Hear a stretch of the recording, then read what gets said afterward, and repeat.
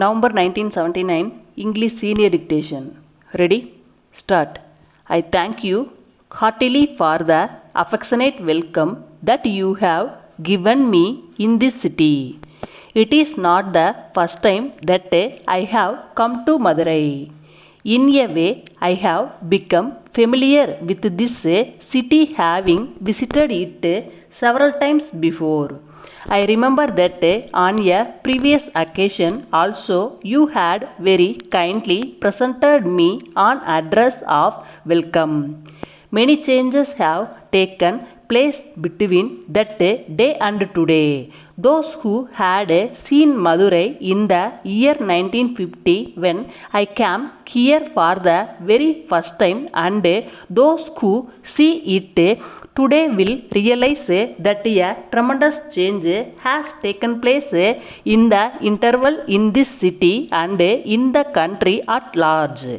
In India today, the first and foremost duty of local bodies such as the municipalities and the panchayat unions is to do their utmost for the benefit of the people within their respective jurisdictions and to discharge their functions very efficiently. The degree of efficiency is in fact the only test of their success. I think that their main concern should be sanction and conservancy, the running of hospitals, the provision of education and the supply of good, healthy and clean food including milk.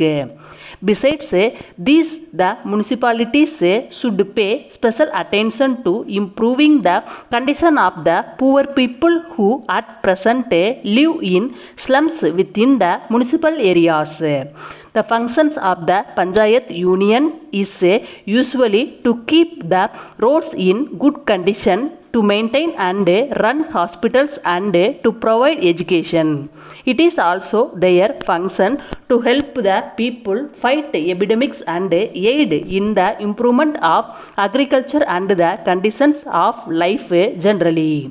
Even if we do not for the moment take the state and union governments into consideration, it can be said that these local bodies have adequate powers whereby they can make a very great contribution towards making the people happy and prosperous.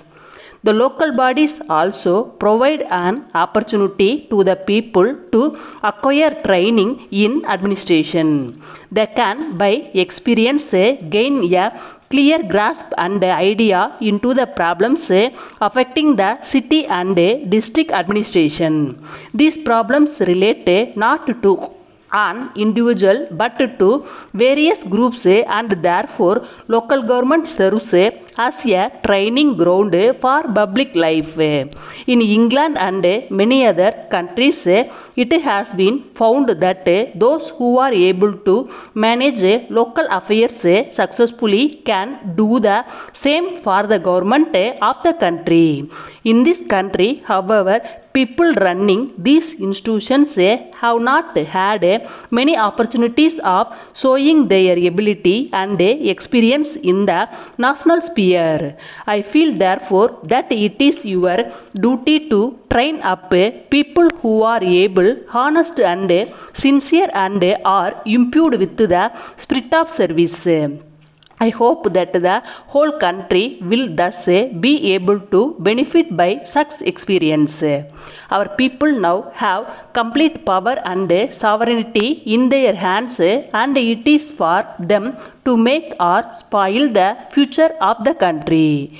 It is in this light that we have to assess our achievements and failure since the advent of freedom.